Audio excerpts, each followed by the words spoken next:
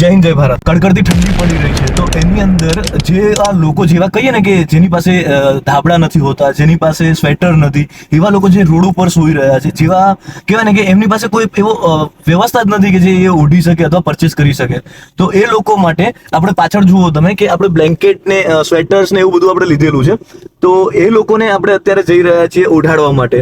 અને રાતના અત્યારે 12:30 વાગવા આવ્યા છે અને અત્યારે જોરદાર ઠંડી પડી રહી છે.